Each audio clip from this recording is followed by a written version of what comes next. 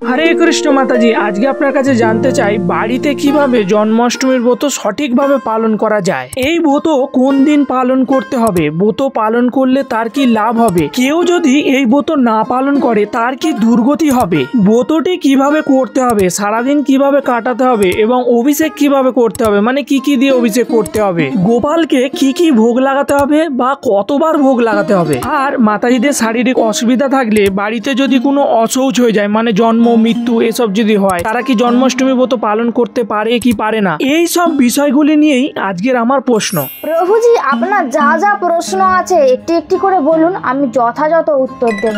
আমার প্রথম প্রশ্ন, কোন দিন জন্মাষ্টমীর ব্রত পড়েছে বা কোন দিন পালন করলে ভালো হবে? প্রভুজি, যারা আমার এই ভিডিওটি বাংলাদেশ থেকে বা ভারত থেকে দেখছেন তারা 26শে আগস্ট সোমবার এই ব্রত পালন করবেন। আপনার কাছে জানতে চাই, জন্মাষ্টমীর ব্রত অনেকেই পালন করে, এই জন্মাষ্টমীর ব্রত পালন করলে কি লাভ করবে, মানে এর মাহাত্ম্য কি? আপনি খুব দারুণ প্রশ্ন করেছেন। অনেকেই জানে না জন্মাষ্টমী ব্রত পালন করলে কি ফল লাভ হবে। তো চলুন এই ভিডিওর মাধ্যমে আমি বলে দিই এই জন্মাষ্টমী ব্রত পালন করলে কি ফল লাভ হবে। জন্মাষ্টমী কথাটির মানে হলো পরমেশ্বর ভগবান শ্রীকৃষ্ণের আবির্ভাব তিথি, জন্মদিন বা বার্থডেও বলতে পারেন। কেবলমাত্র আমাদের মতন মানুষেরা এই ব্রত পালন করেন সেটি নয়, সমস্ত দেবদেবীরা, শিবজি, ব্রহ্মাজি, নারদমুনি সকলেই এই ব্রত পালন করেন। শাস্ত্রে বলা হয়েছে কেউ যদি জন্মাষ্টমী ব্রত পালন করেন তাহলে সেই ব্যক্তি 20 কোটি একাদশী করার ফল লাভ করেন। এই জন্মাষ্টমী ব্রত পালন করলে 1 কোটি অশ্বমেধ যজ্ঞের ফল লাভ হয়। ভবিষ্যত্তর পুরাণে বলা হয়েছে যে ব্যক্তি এই ব্রত পালন করেন তিনি সকল পাপ থেকে মুক্তি লাভ করেন, সর্বসিদ্ধি লাভ করেন।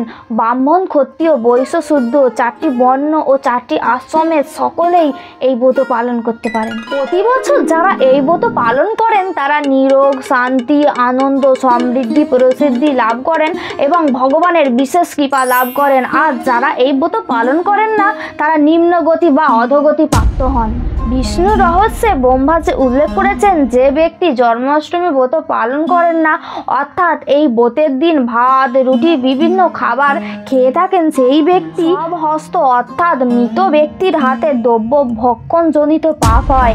এছাড়াও বলা হয়েছে শকুন, গাধা, কাক, মানুষ, বাজ পাখির মাংস আহারের সমান পাপ তার হবে যদি কেউ এই ব্রত পালন না করে। কোনো জ্ঞানী ব্যক্তি যদি সব কিছু জেনে শুনেও এই জন্মাষ্টমী ব্রত পালন না করেন তাহলে সেই ব্যক্তি গভীর জঙ্গলের মধ্যে সর্পদেহ লাভ করেন। তিনি ইহলোকে এবং পরলোকে কোথাও শান্তি লাভ করতে পারেন না।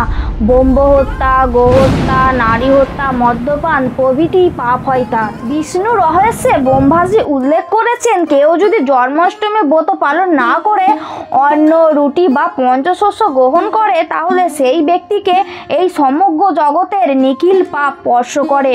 এই জগতে যত প্রকার পাপ আছে তাকে স্পর্শ করবে। তার বংশের অতীত এবং ভবিষ্যতের শত পুরুষের নরক গতি হবে। যদি কোনো ব্যক্তি ব্রতের দিন অন্ন রুটি খায় তাহলে সেই ব্যক্তির 100 কোটি জন্মের পুণ্য নষ্ট হয়। হরিভক্তি বিলাসে সনাতন গোস্বামী পাদ বর্ণনা করেছেন যদি কোনো ব্যক্তি জন্মাষ্টমীর দিন ব্রত পালন করেন তাহলে সেই ব্যক্তির 7 জন্মের পাপ নাশ হয়।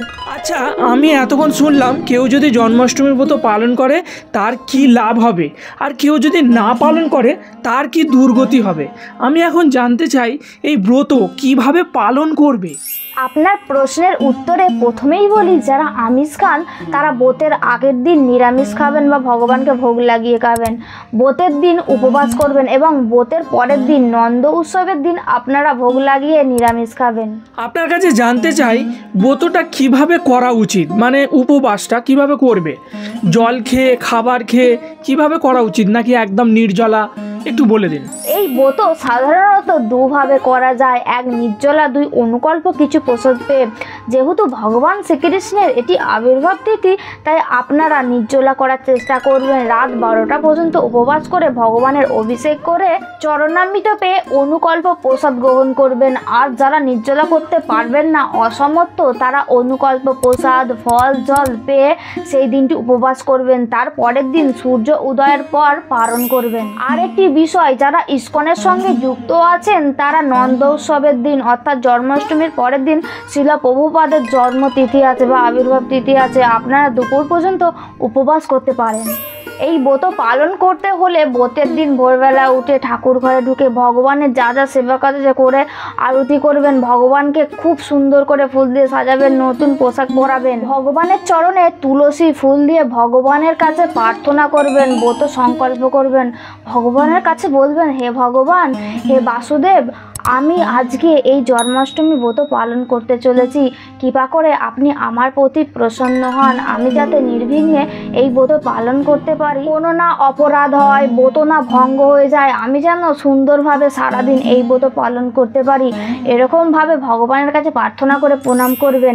এরপর সারাদিন কি করবেন, যারা জপ করেন বেশি বেশি করে জপ করবেন, বিভিন্ন শাস্ত্রগ্রন্থ পাঠ করবেন, যেমন লীলা পুরুষোত্তম শ্রীকৃষ্ণ ভাগবতের 10ম স্কন্ধ, সেখানে ভগবান শ্রীকৃষ্ণের জন্মলীলা আছে, বাল্যলীলা আছে, পাঠ করবেন। সারাদিন ভগবানের বিভিন্ন সেবা কাজ করবেন, ভজন কীর্তন করবেন, ব্রাহ্মণ বা বৈষ্ণবকে দান করবেন। যারা ভোগ রন্ধন করতে পারেন সুন্দর সুন্দর ভোগ রান্না করে ভগবানকে ভোগ লাগাবেন, তারপর সেই প্রসাদ পরের দিনে পাবেন, কিন্তু সেই দিন পাবেন না, রেখে দেবেন। আপনি এই যে ভগবানকে ভোগ লাগানোর কথাটি বললেন, কতবার ভোগ লাগাতে হবে বা কি ধরনের ভোগ লাগানো যেতে পারে?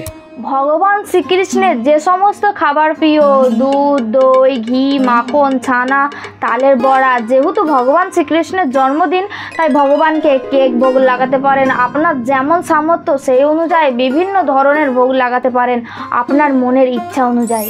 আপনি জিজ্ঞাসা করলেন কতবার ভোগ লাগাতে হবে, 2 বার, 3 বার, 5 বার, 6 বার, আপনি যেমন পারবেন সেই অনুযায়ী ভোগ লাগাবেন।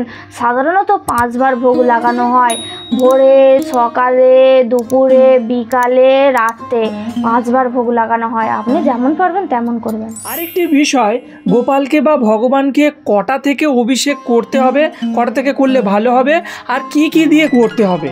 আপনারা বাড়িতে যারা অভিষেক করবেন 11:30টার পর অভিষেক করবেন। মন্দিরে যেহেতু অনেক লোক থাকে তাই 10টা থেকেই শুরু করে দেয়, তাই আপনারা 11:30টার সময় শুরু করে দেবেন। আপনারা বাড়িতে যে সমস্ত বস্তুগুলি দিয়ে অভিষেক করবেন সেইগুলি হলো দুধ, দই, ঘি, মধু, গঙ্গা জল, মিছরি, বিভিন্ন ফলের রস, ডাবের জল, গোলাপ জল, অগুরু, চন্দন বাটা, বিভিন্ন ফুলের পাপড়ি দিয়ে আপনারা যেইগুলি পারবেন আপনাদের সামর্থ্য অনুযায়ী ভগবানকে অভিষেক করাবেন। তো অভিষেকের পর ভগবানকে ভালো করে মুছিয়ে গা হাত সুন্দর পোশাক পরিয়ে আরতি করে ভোগ লাগাবেন। আচ্ছা, আমার একটি লাস্ট প্রশ্ন, আমি আগে বলেছিলাম যে মাতাজিদের শরীর খারাপ বা শারীরিক শরীর খারাপ বা অশৌচ অবস্থায় তারা কি এই ব্রত পালন করতে পারে? ব্রত উপবাস সকলেই করতে পারে। মাতাজিদের অসুবিধা থাকলে অভিষেক করা যাবে না, কারো অসৌচ থাকলে, কারো জন্ম হয়েছে, মৃত্যু হয়েছে, এরকম অসুবিধা থাকলে তাহলে অভিষেক করা যাবে না। তো সকলেই এই জন্মাষ্টমী ব্রত পালন করবেন। ভিডিওটি সকলকে শেয়ার করবেন, লাইক করবেন, আমাদের পাশে থাকবেন। হরে কৃষ্ণ।